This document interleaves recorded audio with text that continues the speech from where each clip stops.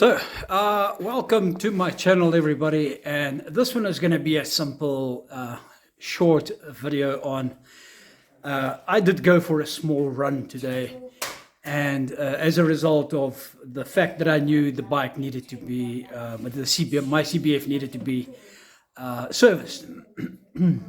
I've been told 6,000 kilometer intervals. It's probably been 7,000. The truth is, at the end of the video, you will see that I've completed the entire story, not just changing the oil, but the exhaust as well had to be resprayed. And you'll see in the end, there was a leak in the exhaust, which I managed to sort out, but I never filmed. Just so if you come across that part and wonder what happened, it's running beautifully. It's still noisy. That I didn't get rid of that problem. So I'll still be wearing plugs on my next videos, but with having said that, the bike is fresh for another 10,000, I believe. I think if you ride often, 6,000 in my opinion is a little, listen, we know we need to follow what the schedule says, but knowing Honda and how Honda operates, they are indestructible engines. If you're unable to, for some reason, service the bike exactly at the mileage above mentioned, then it's not the end of the world. You get, as long as you get it done, and obviously you ride. If your bike parks in the garage month after month, and all you do is start it just so that the battery doesn't run down, then you could run into problems. All sorts of other things, complications could result as a result of a bike not being run. Pipes, the plastics, the rubbers becoming brittle, and so on. Anyway, just a quick one. I hope you enjoy this video. And to the newcomers today, there's no riding, there's no mountains, there's no racing. It's just some mechanical stuff. So if you're into that kind of thing and you need the encouragement, you own a CBF600 and you're not quite sure if you should be doing your own services, but you got the tools, you got the know-how, but you're scared, well, just follow this video and you'll be encouraged, as long as you really do know what needs to be done. Because there's some protocol. You don't want to overflow. You don't want to put too much oil into the engine and so on. So I didn't do the plugs, but I will on my next one. But I'm not going to be doing a video on that. So I hope you enjoy, and cue the intro.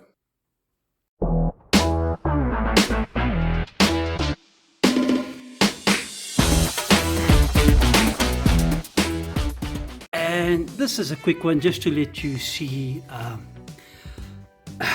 you know, the good thing about a Honda, especially if it hasn't got fairings, is the fact that you can pretty much do your oil changes yourself. I've got to get to the spark plugs, which unfortunately requires that I take these off as well. I'm not going to get that through today, but I do have the opportunity to spray my exhaust as I said I would. It's lost its color, like I said in earlier videos, and here it is. This needs to be resprayed. I'm going to do that exactly today. So before I put it back, before I spray it, I mean, you don't need footage of me doing that. You guys know how spraying is done. I'm using a pretty inexpensive engine enamel as it is for that particular item. I trust this will do the job. I don't know if it's the best one, but it's certainly going to have to work. I've actually used it to do the mirrors. You can see those puff and scratch marks that were here are now gone, and it's a matte finish, so you know it's better than what it looked like.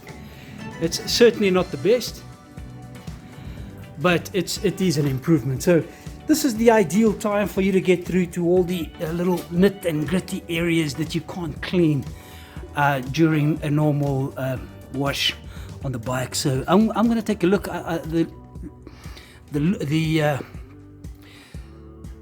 everything else seems in order. I'm going to open these and take a look if the fluids are decent. I think I might as well take this opportunity. And there it is, the simplicity of the Japanese motorcycles, making it easy for you to service your own bike. I think the oil is not as dirty as it was initially. That's the second lot. A lot more oil came out of there, and the oil filter fell into the bucket, as you see there. As so did the screw. I had to put my spoon in there to get the screw out. So when you do this kind of thing, just bear in mind that when you let the screw go, things have a way of falling and disappearing. So don't lose that. Here's the oil. This is probably the most expensive exercise of the whole deal, is getting the oil. Things have become pretty expensive. Anyway, a quick review of the of my 10,000 kilometer service. I think I had one about 7,000, 6,000, 7,000, 8,000 k's ago, but I've been informed that 6,000 kilometers is a good mileage to to do the oil change, the oil filter. I still have to take the air filter out and take a good look to see what's happening there. In the meantime, the bike seems to be in order. I'm glad I took it for a run because I couldn't get the thumb screw loose for some reason. After applying a little bit of Q20, I think it penetrated the screw, and it just made it easier for it to come off. So anyway, a very quick one. As you can see, I will bring you footage of when everything is done, including the spray painting of the exhaust. So I hope you enjoyed the little bit of footage I've brought for you of the service on my CBF600.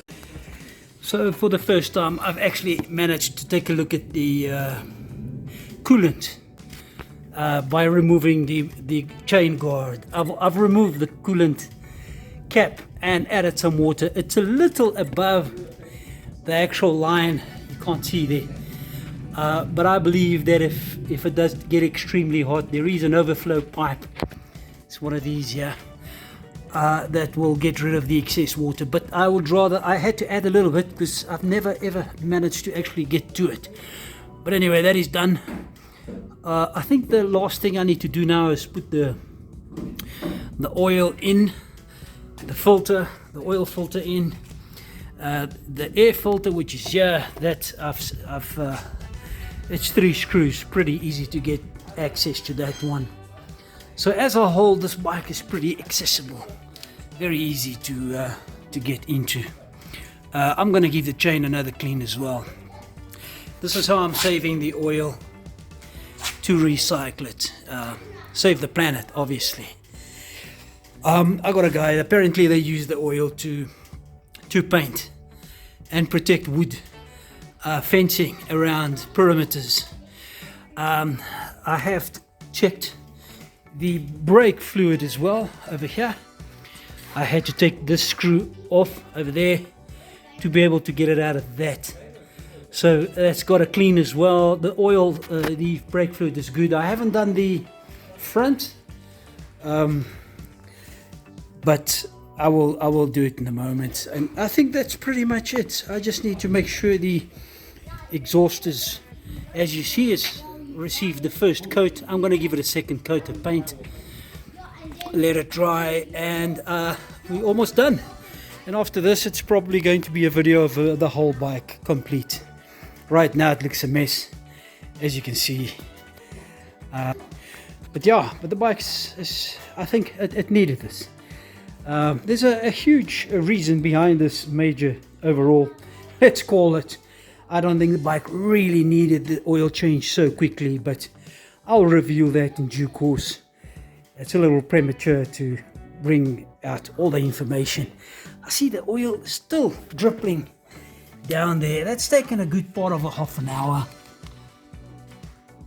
You can see it's still dripping oil. Look at that. I'm making sure that all the oil comes out.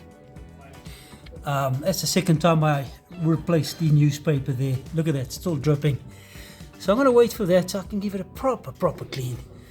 The brakes are good, the coolants are fine, everything seems to be in order. The cable clutch wasn't replaced not too long ago. As you can see, it's a new cable, clutch cable. So yeah, this bike is ready for another good 10,000 in the hands of a person that doesn't know how to maintain a motorcycle. She's lovely. She served me well. very, very proud of Honda's products, and I will continue supporting Honda. I mean, I'll ride any bike. I'm a Suzuki fan as well. I had a CBF600S. There's another good bike to have. So, but yeah, that's for another topic. Let's carry on. Right, I've just poured in the first batch of oil. It's all the way up to the top. I'm going to now give it a start, even though the exhaust is out. So it's possible it could make a bit of noise, but it's got to be done. So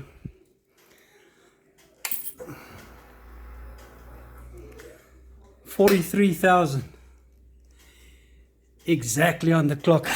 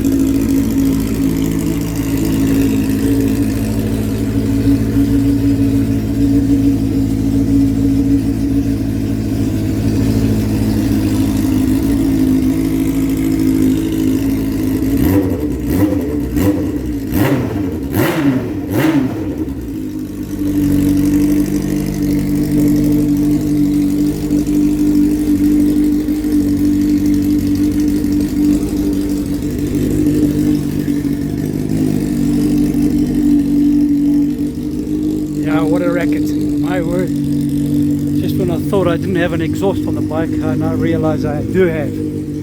So I need to circulate the oil, and this is why I'm doing this. So I'm going to give it another minute and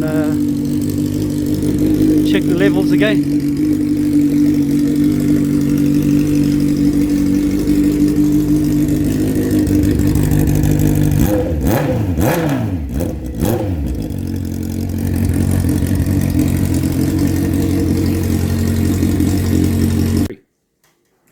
Right, I think we've got all the bits and pieces together, and I just want a little disclaimer on this video. I've neglected to put in the beginning of the video. I'm not a mechanic and I don't profess to be one. I'm nowhere near a professional at this at all. The reason why I've done this is because I've seen it done before, and I've done it on vehicles and motorcycles. I also had some exposure to aircraft maintenance. So I've done this because I had some background. So I don't recommend anybody do this. In fact, I recommend you guys go to the professionals and do this with the assistance of professionals, because first of all, you would lose your warranty amongst others. I'm just going to make sure this one is nice and tight. The exhaust is not the colors didn't come out as I would have wanted. But again, I'm no professional mechanic or spray painter for that matter. I used that paint that I said I would. Those are in, that's in, everything is nice and clean, and it's looking black. Pretty uniform with the rest of the exhaust now. For those of you that saw my previous videos would understand what I'm talking about. I might have thrown in a little bit too much oil, and if that's the case, it will also come out. It will also burn out. We're going to now find out if there's any oil burning.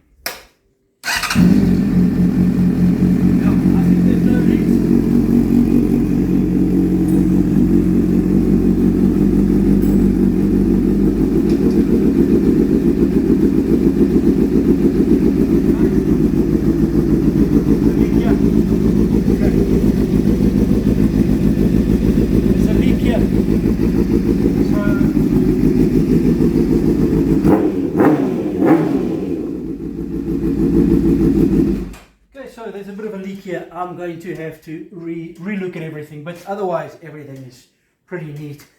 I will sort that out in no time. So thank you for coming on board. Thank you for watching, and please like, please subscribe, and keep it simple, guys.